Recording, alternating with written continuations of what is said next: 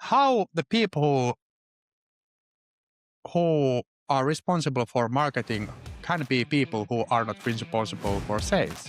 They gave us 2.5 million euros to spend.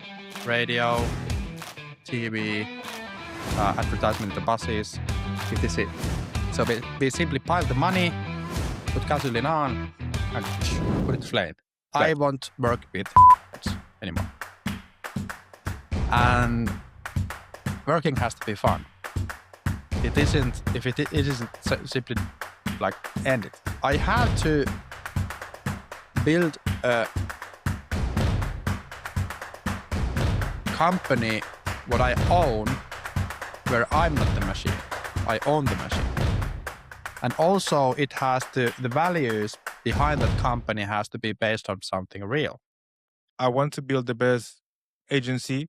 How did you go about that to finding people? At first I didn't. Is everyone thinking at all? Nobody has asked from the us who are in the sales. Do you? Because the amount of leads or quality didn't increase. I'm asking, Daniel, I'm asking questions here. Olli Junes, welcome to the first ever episode of the Resaco Podcast. Thank you so much for joining me today. Thank you for you having me here. Thanks a lot.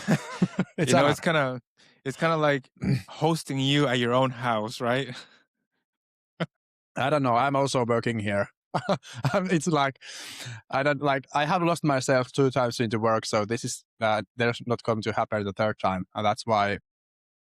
Yep, I'm also working here at this company called Resaco. All right, then something that I'm kind of been curious, even though we have plenty of conversations, is where did this drive or obsession for sales-driven digital marketing come from? First of all, you can see behind me like 2 meters of books from like about sales in Finnish and in English, but I have a background in sales and I have the like possibility to have infinite amount of money to spend for marketing. And I noticed to have that same situation in many companies, I noticed that the amount of money that you have is not related to results that you get out. And that's why I noticed like, what is the, is there some kind of receipt behind to get results? And what are the results? And when I kind of transitioned from being a salesman to sales director, you will have more responsibilities, of course. And when you are, for example, responsible for like 10 million euros of sales, you are not interested about how much the people spend on the, for example, field using the lapio. What is that? Shovel. Shovel to dig. I'm more interested like what really happens, what are the results that we get out. And I noticed that there weren't any digital marketing agencies that fill up like my needs for or kind of standards for good digital marketing agency. Own goals for that were simply like a marketing's purpose is to make sales. Period. So, and that, of course, like in ice hockey, there is a guy who makes the goal and a guy who is doing giving the puck. And that's why I noticed that there is this, it's so like old saying like they have to work together. Yes, but show me a person in marketing who really has done sales. Because it's uncomfortable and you get sweaty and it's much easier to like drink non-alcohol IPA or like vegetarian hamburgers and life is easy in Helsinki. And that's why I was like I got so pissed off, and that's why that's why I arranged it, and now we are here. So after 4 little bit over 4 years. Well, I mean, that certainly seems to be a majority of the case with a lot of the marketing agencies that you see out there. Kind of seems to me that, I mean, and this is also obviously from having conversations with clients, that kind of seems to me that there's the agencies that are sort of want to become popular for providing visibility, but not necessarily sales. And sometimes I think that's one of the main problems why our industry has such a bad reputation, right? I don't think all agencies are bad.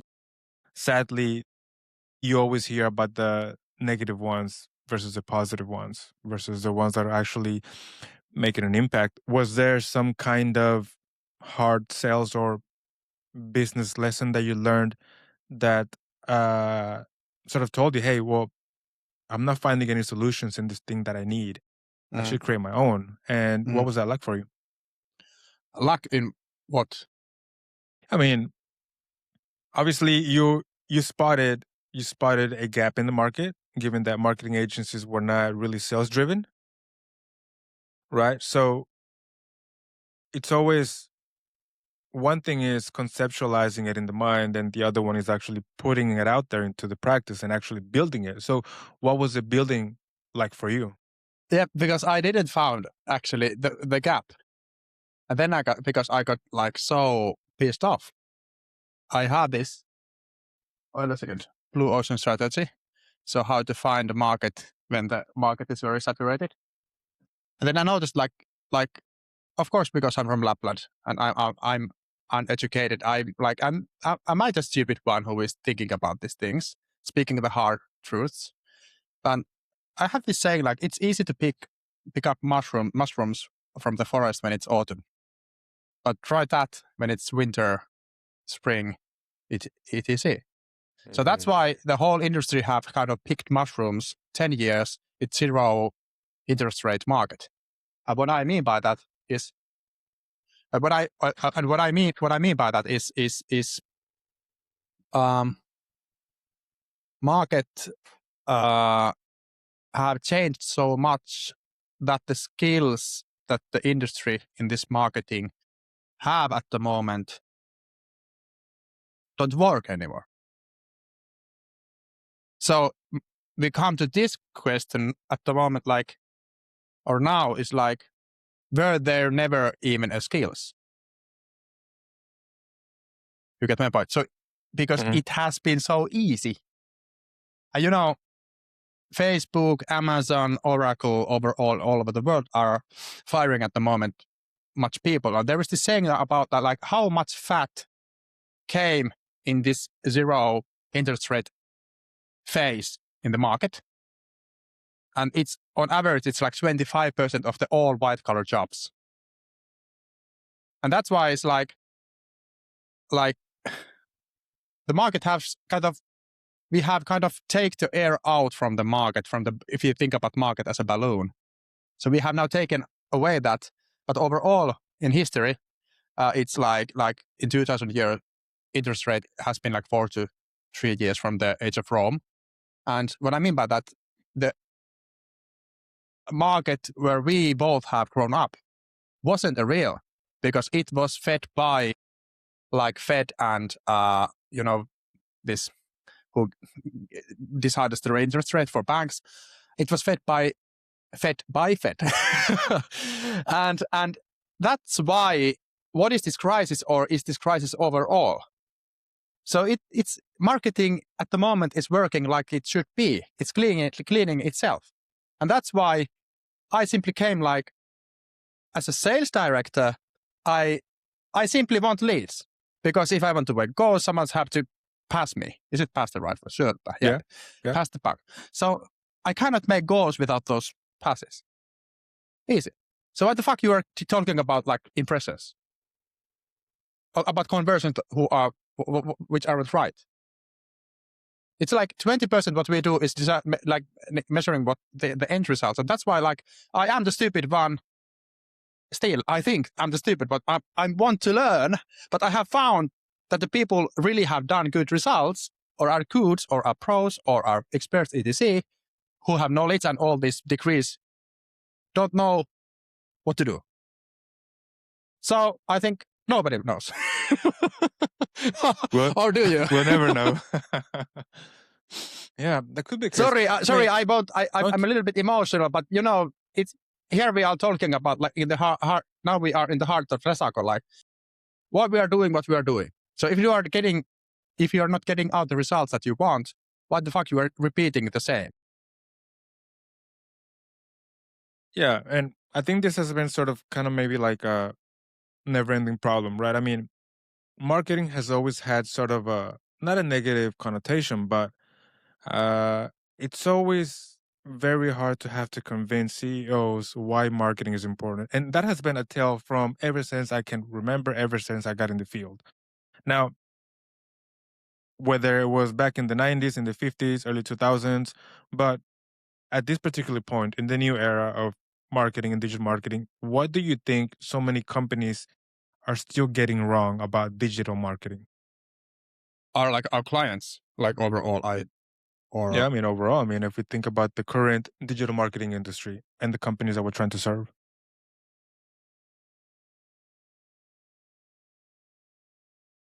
my angle to this topic is like, what is important overall in business? Mhm. It doesn't matter how good your product is from your like own perspective. If it doesn't sell, the market doesn't value it. Now we come to Salesforce. Was Salesforce on its time and they started the best sales CRM? No. But did they have the best sales system overall? SDRs, salesmen? Yes.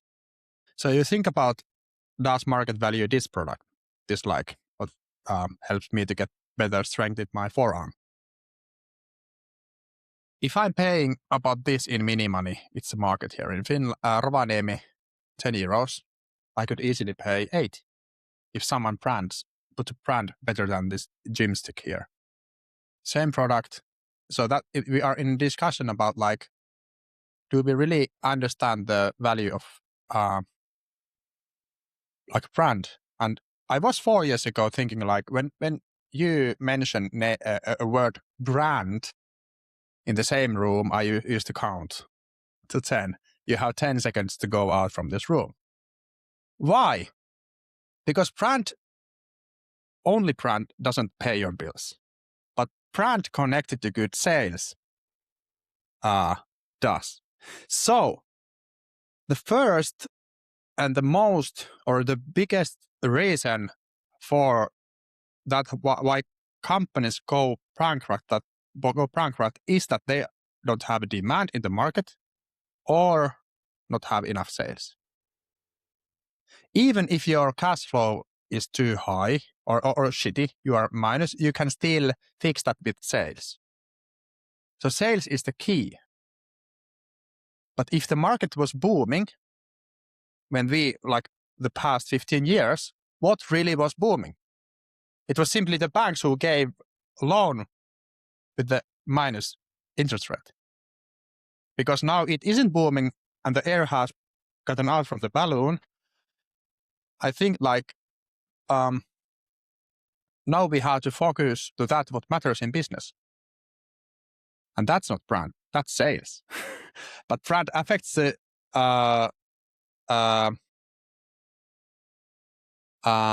brand affects to that how much you are willing to pay for the product. So that's, for example, that's why I think the way to succeed in this digital marketing industry is not to be the cheapest one. Because I used to, because we are of course talking about this price issue, is like, this price issue is that is like you can make the business because you need a professional, so like actually minimum 5 of those to do the digital marketing right. You can take 700 euros or 1,000 euros per month out of it. It's like someone has to think, someone has to do, even the AI does the job. Someone has to tell to the AI what to do.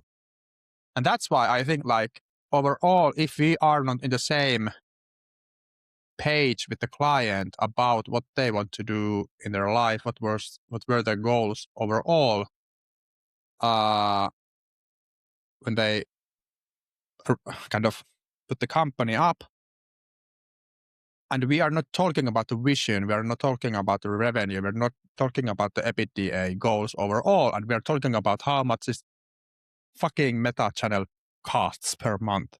Mhm. It's like our view is too narrow. It's too narrow. You have to, as a CEO, you have to think about the strategy.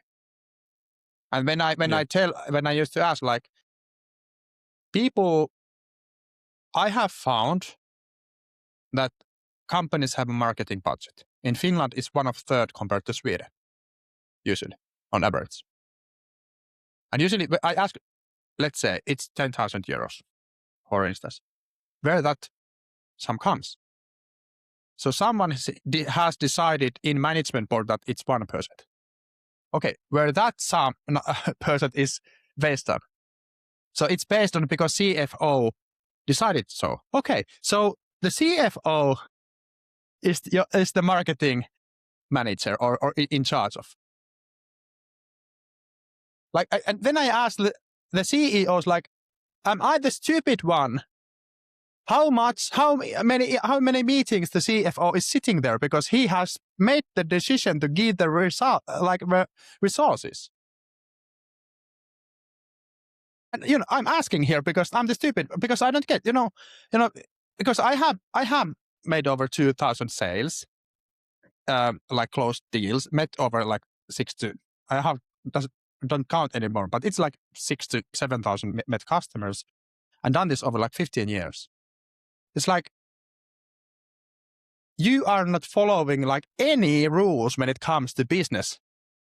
No, even better even when you go to car, you know where you are going. But in business, you don't see how much like fuel you have in the tank. It's like we have to go to the basics of the business. And that's why kind of marketing overall have kind of fucked up the thinking, like what is marketing? Marketing's goal is to make sales. Not like good looking fancy websites, but that don't sell. Sorry, Yeah. again, I'm like No, that's fine. That's fine. I think, yeah, what I'm trying to pick here, I think it seems to me that there seems to be like a big disconnection between marketing and sales in a lot of cases, where the marketing agencies or the marketing departments are not bold enough, for lack of a better word, to want to get themselves fully involved in the sales process. So basically, all they're doing is, okay, we're going to give you all this visibility, but it's your turn to close the sales, but not really taking full responsibility on the cycle. And I think that's maybe the fragmentation that you're talking about. There's a disconnection between the marketing, between the sales, and also the financial heads. I mean, the financial, the CFO, most likely, he's just looking out for his job. He says, why would I risk my position into giving you extra budget? Because what if you can't deliver? Right? It's that one's a tricky one. That one's a tricky one, especially here in Finland, right? Exactly. And we used to count to our clients like when you give us €1, how many EBITDA euros you get back, and the ratio is when you give 1 to us is you get 6 back. We can follow the lead to the CRM and how much sales do you do. But still, if we can double the amount of leads and you don't double amounts of the sales or 1.5x, we have to fix that issue there. Okay, that's an interesting point. Taking into consideration the philosophy that you have between sales and marketing and how they should work together, does that also influence how you onboard clients? I mean, if you see that a potential client doesn't have the resources or know-how to close deals, is that a deal breaker for you? No. See, like even what I have found from the same amount of leads, it was like 7 years ago in my the company where I was working. There can be from to the same leads difference that from the 100 leads, one salesman does like 10 closed deals, and other 2 or 1. And when you go over like 100 leads or 1,000 leads, you have to think about like the whole sales as a one process, because like overall, we know from the Gartner researches who have done a lot of researches in B2B and B2C says that customer overall wants to go 80% on its own in the sales process. And the salesman has to kind of know the customer needs. So you really have to give value a lot. But if the customer has spent like, we have to think about like they have spent in our content minimum like 30 minutes. 30 minutes. If you start a timer, 30 minutes, it's quite long time. So 30 minutes they have watched the blog post, YouTube, podcasts, etc. Read like customer stories, whatever. And then they come to this meeting where you are unprepared. That's why the conclusion for the sales director like Resaco is shit, because we don't make sales. If I wouldn't never have been sales director and done sales, like you are shit because your thinking is shit. You don't think actually at all. Can you show me the CRM and all those leads are on like not met or called, or they have ended to contact those after like 3. That's right, like 3 times, or they make an offer but don't follow up the offers. So we're talking about the basics here. Basics still. So I think that this era when you think about like marketing is so easy and sales is so easy, okay, do it. Because, and that's why it's like, you cannot talk about sales at all if you never have done it. I cannot I can't talk about what is it to live in Helsinki because I have lived there. I've lived as well in Jyväskylä, Pori, Tampere. I know. So that's why I can't say some of the things, but it's like, if marketing, overall the question is, biggest question is this like, how the people who are responsible for marketing can be people who are not responsible for sales. Mm-hmm. Because they can think about, for example, in my former company where I was working, like because there was a fusion in the company and they gave us 2.5 million euros to spend. Radio, TV, advertisement in the buses, etc. So we simply piled the money, put gasoline on, and put it to flames. And the end result was like brand awareness increased from 10 to 12.5%. And it cost 2.5 million. So how I know? Because I was the best salesman in that company. I was simply thinking like, how can this be possible? And they think who spent the money that they're doing good work. What happened in 5 months? They all were fired. But after you have seen in the same company that 4 times in a row, you start to think like, it can't be I'm the stupid one. Well, like is everyone thinking at all? Nobody has asked from us who are in the sales, what do you want? Because the amount of leads or quality didn't increase. I'm asking, Daniel, I'm asking questions here. So, and that's why I was like, if I'm kind of putting up a marketing agency, I can assume how it has worked. It's perfect. We can assume if someone has done something, let's say 30 years in a row, Mm-hmm. I cannot follow the rules that they are following. And that's why Resaco is here. So I simply, and I don't, marketing managers usually, I like the people, but they don't like my philosophy because it stinks sweaty and yeah. I think a lot of times the focus shifts to something else. I mean, I've known you now for a while, and I know the way you speak, and sometimes people can lose the value of the things that you're saying because they're focused on something completely different, because maybe they're focusing on the fact, maybe they don't like the way you speak, maybe they don't like how direct you are, and they completely miss the most important message, right? That comes back with the experience. Now, something that I want to get into is, okay, you decide to form this agency. Now, you mentioned something very important, that in a lot of these agencies or even companies, a lot of decisions that are being made are made by people. So, given those things that you had noticed, and given the fact that you live in Rovaniemi, right? Perhaps the talent pool is not that big. How was it that you decided, okay, I'm going to build this company, but I want to build the best agency at some point?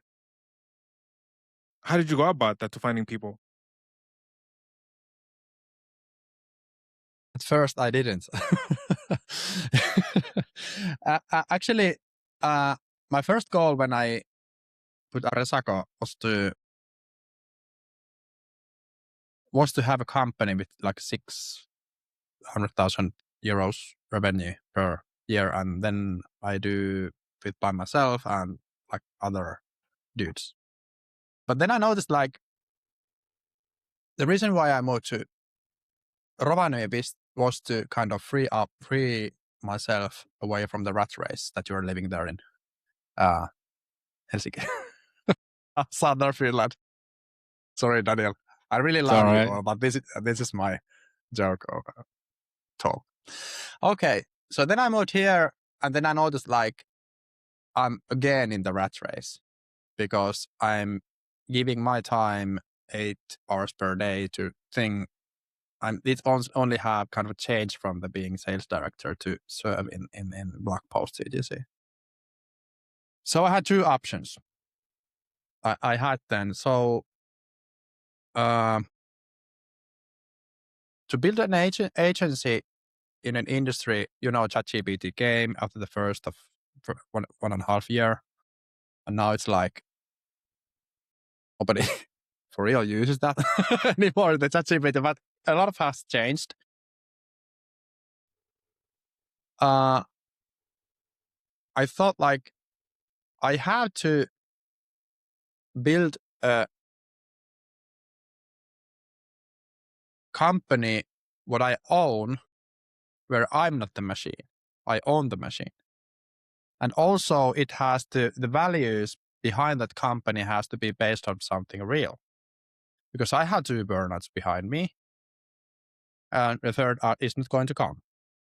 So first of all, I will choose where I live. You can choose where you live.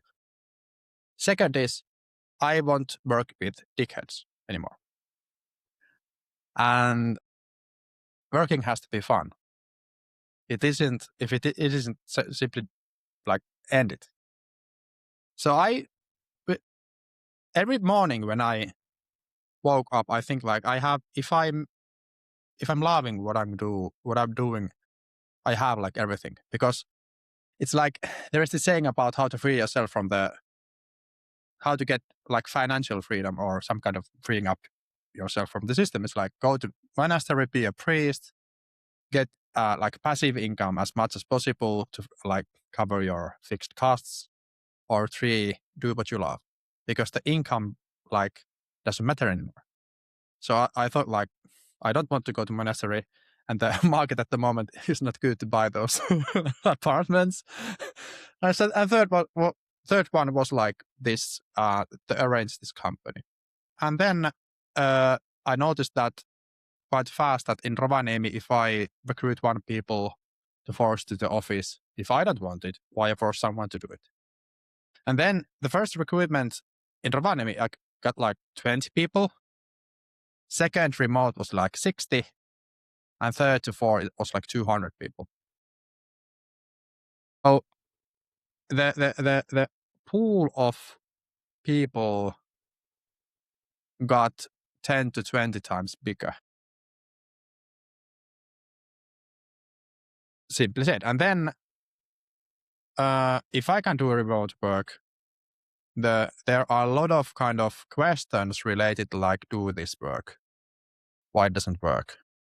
People are lazy who live in Spain, etc. But if we dig a little bit deeper, that thinking, it's based on thinking that is old. For example, you are a good example. I am a good example. I'm a lazy. I don't know, maybe. But does it mean if I live in Rovaniemi, I'm lazy? Stupid. If you're thinking, like your thinking is lazy, if you think like so. Mhm. And the world has changed a lot.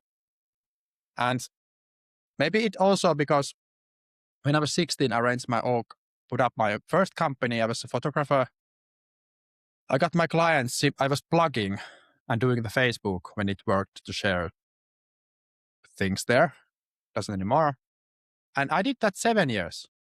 So I have seen that by myself, but like there wasn't any company in Finland,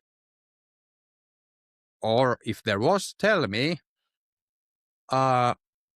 whose culture is based 100% remote. So totally to remote.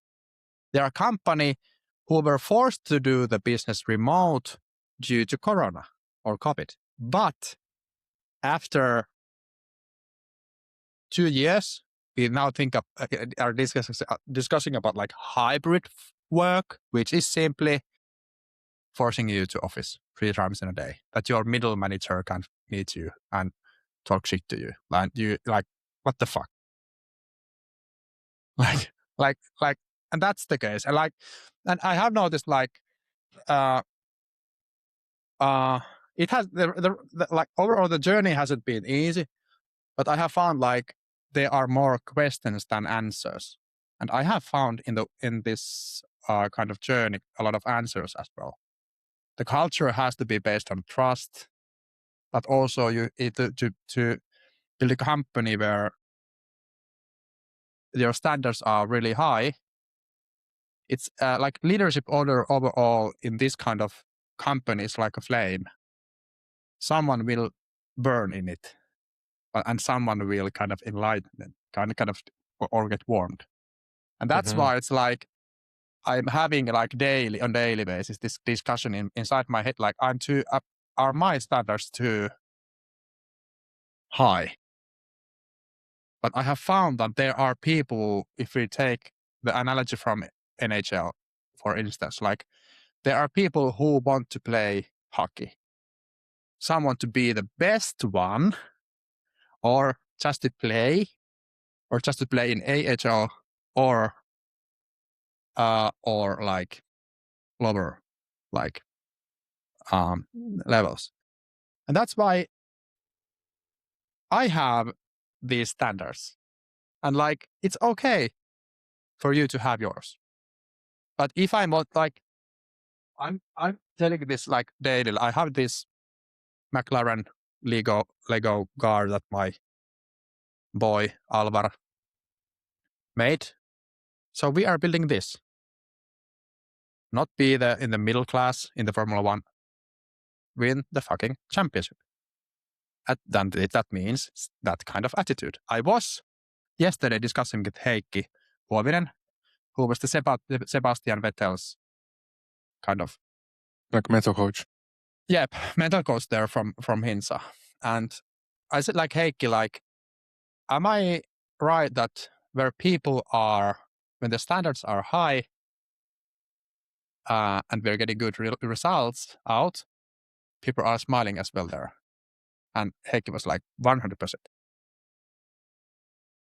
So it's like the question about like why you are working here overall if you're not willing to do that. Because to build a house, you have to do the groundwork before you can live there. And that's why coming to Resaco at the moment was different than 4 years ago. And we are a totally different company in 5 years. But overall, like building a winning team takes 10 years. And I have found that 99% of the people, 90% will lose, give up before they have even started because they think it's hard.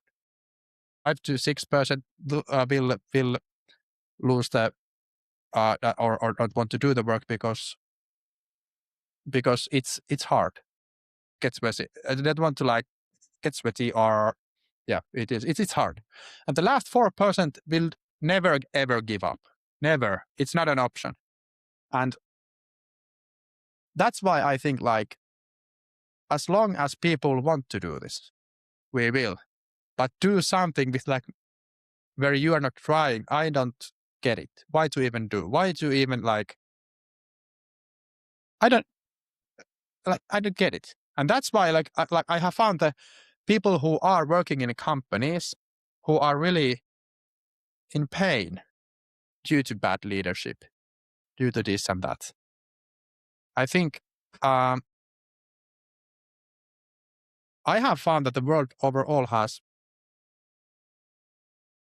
gone, or nowadays is too easy. Life is too easy overall. And we are so lazy overall, like, and we think like hard working is toxic.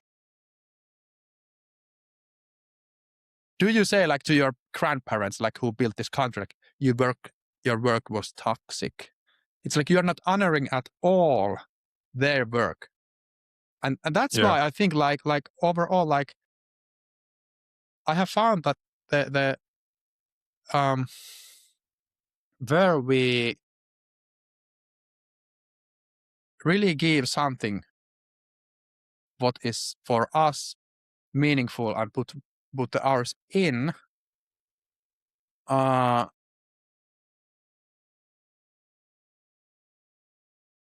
simply said like profit and fun.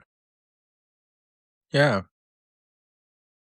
I couldn't agree more. I think I don't know at what point suddenly there was a shift of mentality in terms of demonizing hard work and like the whole term of work-life balance. I always put it this way. Like, I think you can't have a work-life balance if you haven't ever pushed to your absolute limits. How can you know what balance is if you haven't really pushed yourself? Exactly. Right? So I think maybe those kinds of conversations are for people maybe at later ages that have already worked a lot, where you can search sort of a, not even work life. I call it life balance. Like work is part of life. Exactly. Right? How you balance. If you haven't noticed that you used actually the main hours of your day in work. Exactly. Not the opposite. Exactly. But it is important that you have to push yourself to the absolute limits to know where the limit is, so that you know where you should put the balance. Yeah. And I always use the analogy of a sports person. I mean, if you get a regular person to run a marathon, most likely they're going to burn out in the first 10 kilometers. But if you can train yourself to be able to run half a marathon every weekend, most likely a marathon to you is going to be like a walk in the park at some point. So it's also getting yourself to that point. And I think whenever it comes down to working with people, those are some good sort of signals that you kind of like, working with the right people. They have to know what they want. They have to also be humble enough to accept what are the things that they don't know, but they should be willing to develop those things. Yeah. So on that note, what is something that you look for in the people that you have been hiring ever since you started? I have noticed that I can teach a lot to people, and also in the age of AI, Claude can teach you as well. So you are basically sitting on the shoulders of giants because of the AI is giving you all the information here. It's simply, I can teach a lot. Resaco can teach a lot.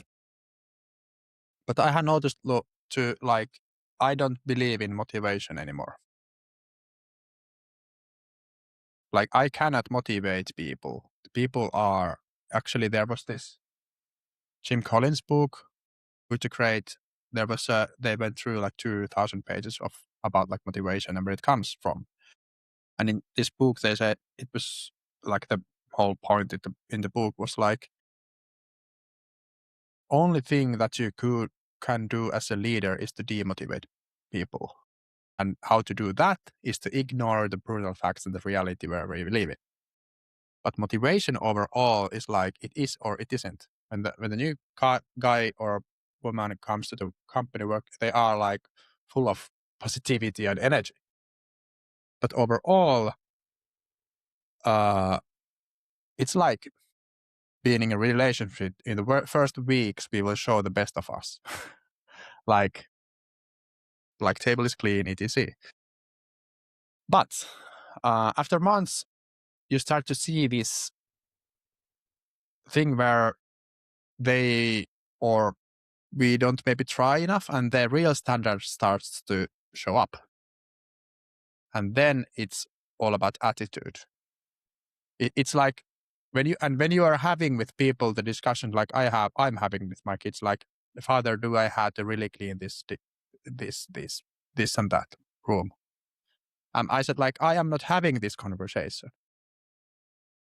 So if I'm not having this conversation with my kids, am I having this conversation with educated adults?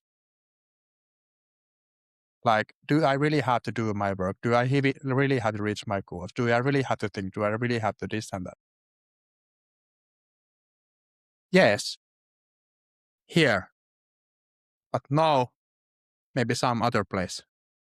Mm-hmm. Values are in our page. You can read those. If there is a trash in the floor, pick it up. Don't tell 4 people about it. If a trash is tomorrow as another trash, ask people, what the fuck is happening here? So it's like, I have found, it's like why we are doing how we are thinking, are doing things like, it's also like kind of, sorry, I don't want to like flex with the books, but this is the most meaningful book for me. Thinking Fast and Slow by Daniel Kahneman. And when I ask people, like, our whole life is so automated that we really don't think overall. And what is to think? What is to challenge your thinking? It feels like you are uncertain of things. And that's the price that you have to pay to learn things. Simply said. And like, think, do I have to think what I say to you at the moment?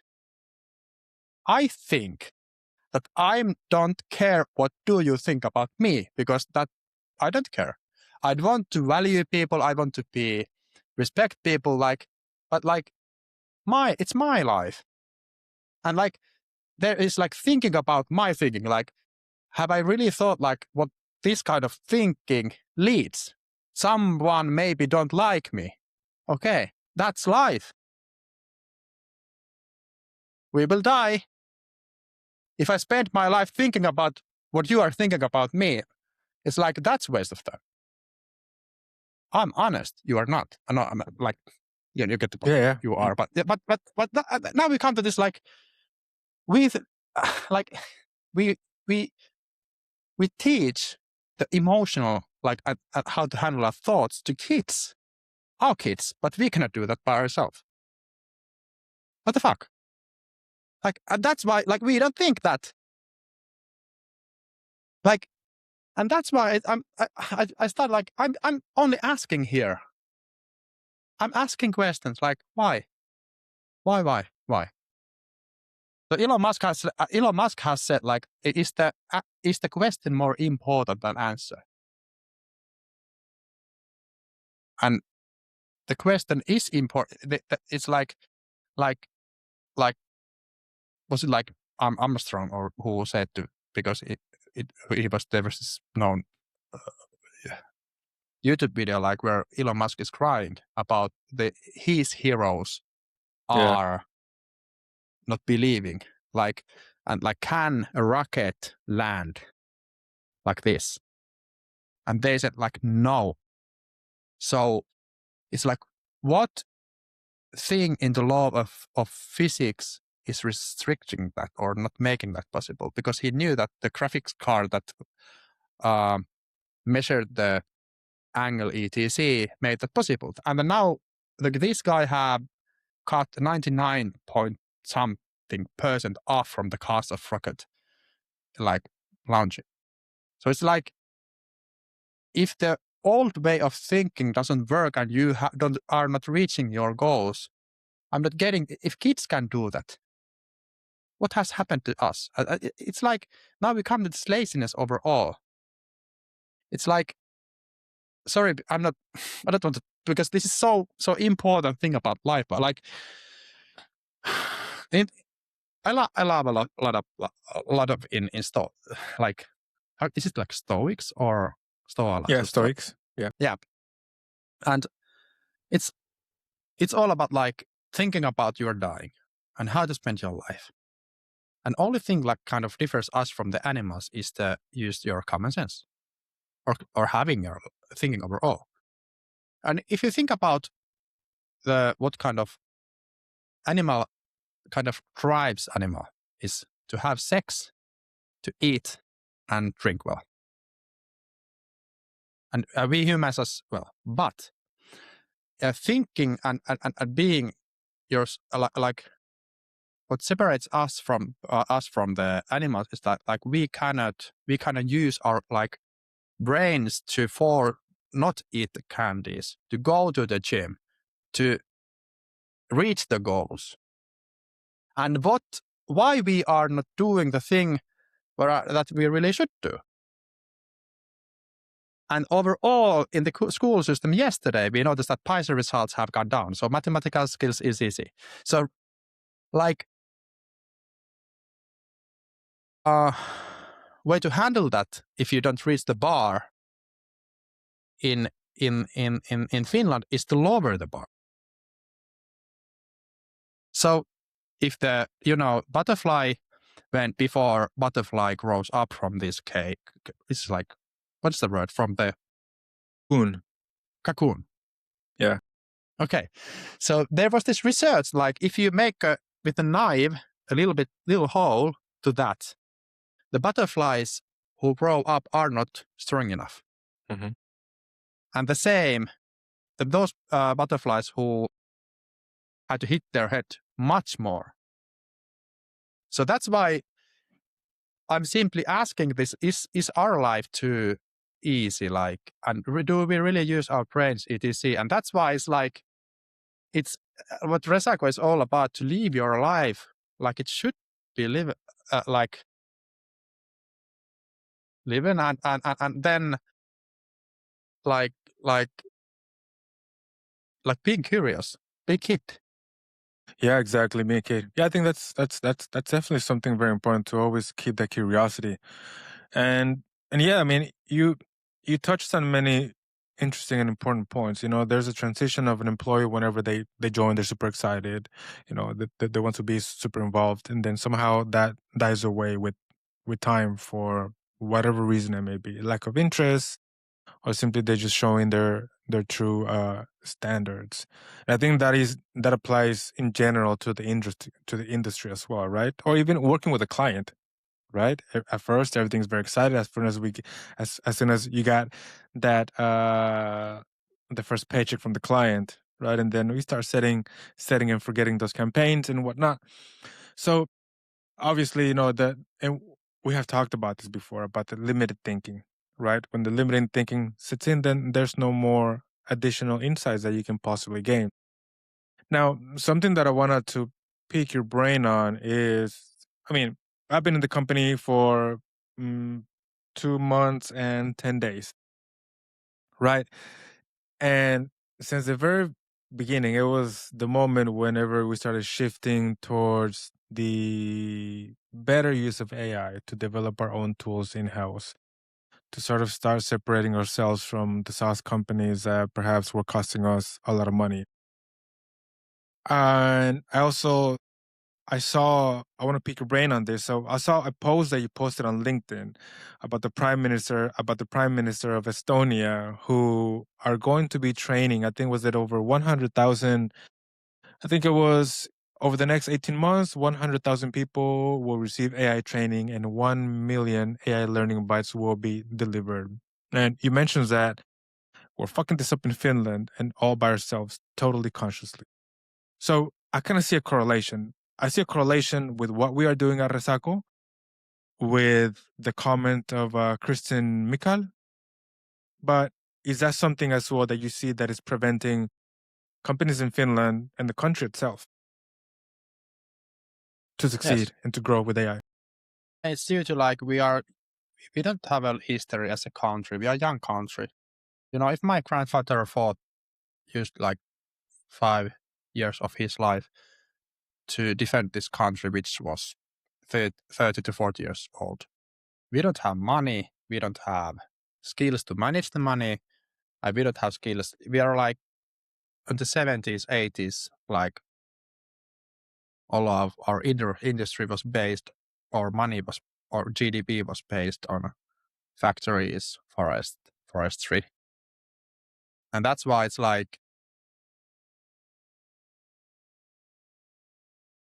this is a longer discussion, but I don't want to go too deep. But we don't have the skills in country, because if we would be wise enough, it's the same thing.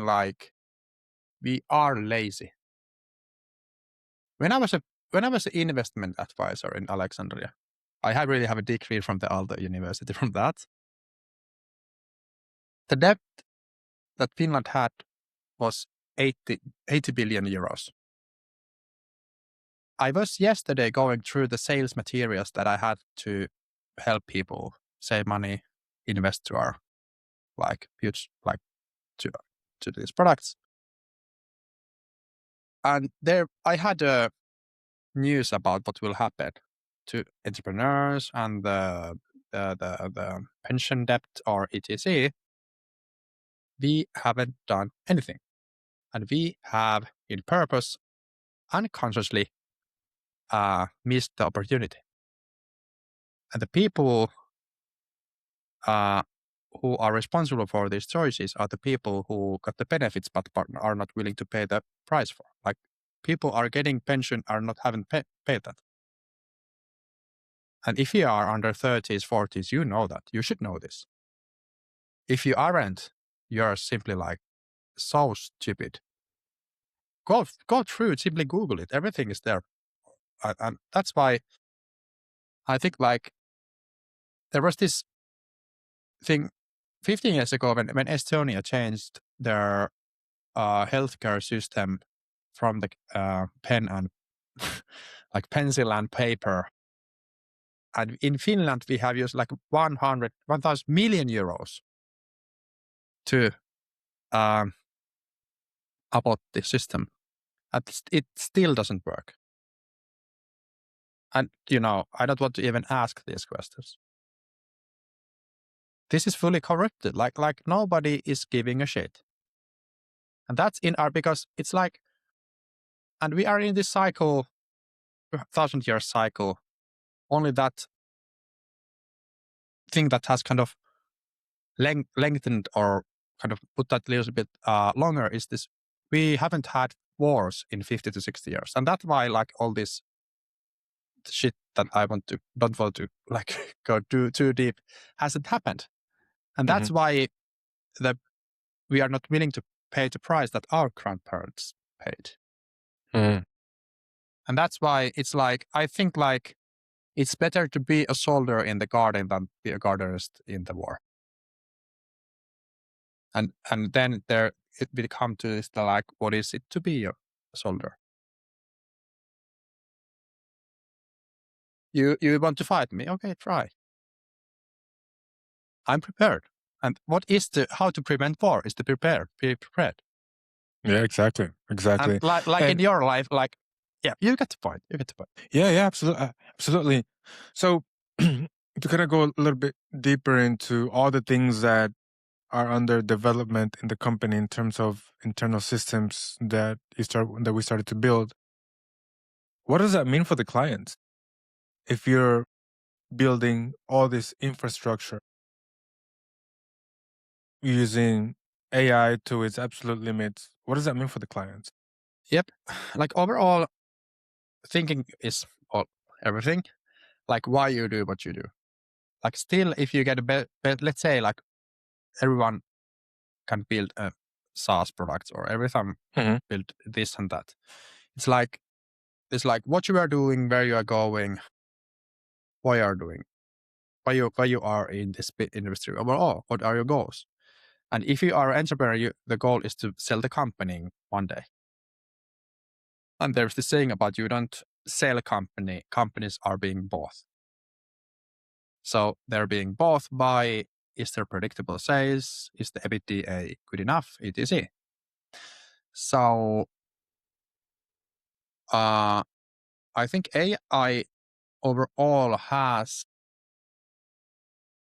there are phases where for example, Google said like AI produced content was good, and now it isn't. And I think at the moment we are in a situation like because there are a lot of opportunities and there has been kind of and a lot of like every company have the same tools. It's all about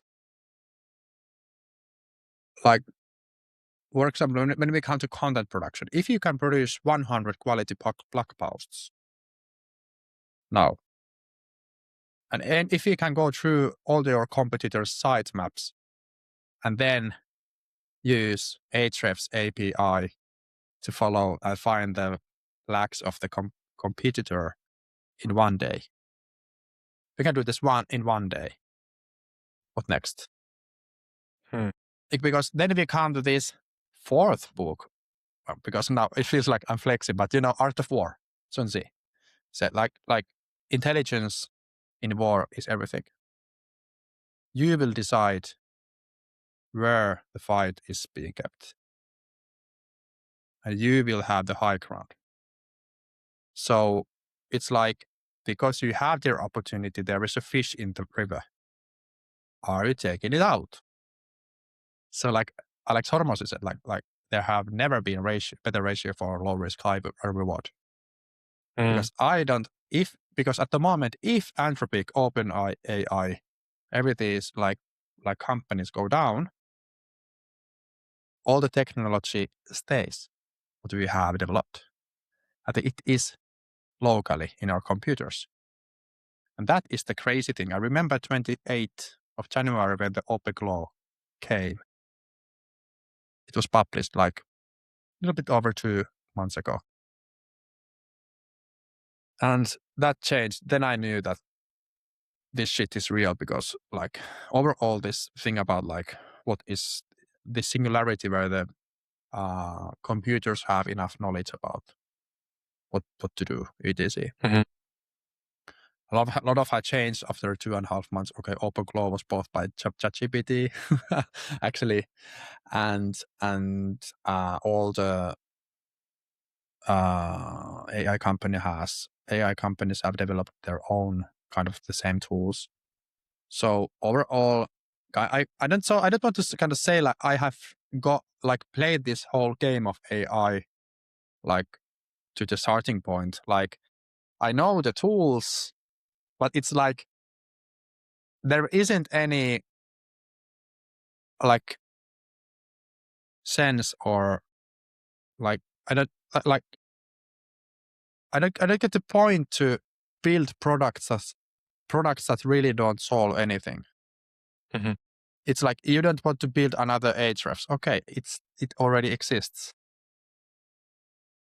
Like you want to build websites very easily. Okay, the Wix existed. It has existed 5 years. So overall, like like what we did in Resaco, I don't want to publish this too wide yet, but we have this problem that we have 10 tools that don't discuss like this. And we have fixed that. So I know that already it's giving us competitive advantage because we have the knowledge. We have the intelligence. What Intelligence? happens? Yeah, intelligence. What happens in the market and in our company in real time. I discuss with my AI on daily basis. My kids know actually it's called Resacolle. Of course. I haven't yet trained my voice with 11 laps, but I haven't had time yet. Wow. Yeah, I think that's definitely some lessons here that companies, people, workers can take. Recently, now actually Resaco is expanding into the EMEA. What is the opportunity that you're seeing there? First of all, Finland, the country isn't growing at all. And second thing, we have had companies in the past years from abroad. So the value that you give is there, it really exists. And the idea and philosophy behind this, what we do is it's real.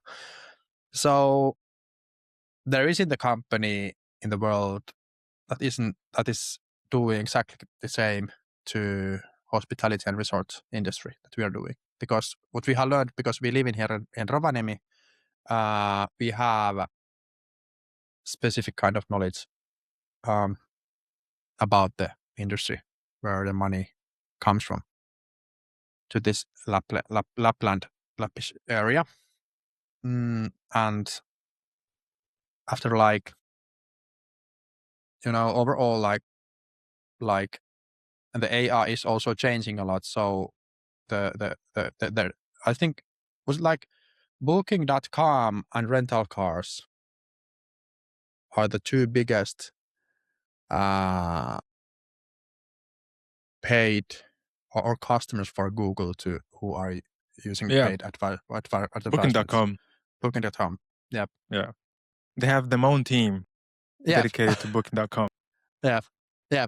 So the point is like, I think because we have gotten like good results, it's like, and but also it's hard because no one in this industry have never in Finland have gotten out from Finland. Every company has been bought, but not gone to abroad. SaaS companies have done that, but not digital marketing agents. So you see it as a personal life objective, sort of being the first man on the moon. Yeah, I think like I'm happy at the moment, but I think like that would be cool to have on our outposts in in Netherlands and in Spain. Yeah, absolutely. It's a cool thing to like as a dream, even if it doesn't never happen. But maybe I will work hard to do that. Yeah, absolutely. We sure will. What's the bigger vision? I mean, where do you see Resaco in 3, 5, 10 years? I think we will be the biggest in Europe. Selling is the easiest part, but when it becomes a sales-driven digital marketing agency, and yep, and have fun, like nice and cool shit with people, and enjoy life. Work hard, I have to admit, but that's life. Yeah, it is. Only if somebody's listening to this, what do you, I mean? We have talked a lot. We have gone through different things: life, business, entrepreneurship, the future, AI. But if somebody's listening to this, what do you hope is the main takeaway? Easy question. I think like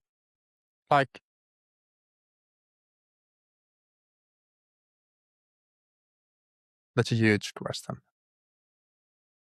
There's going like, I think what Esa Saarinen said once.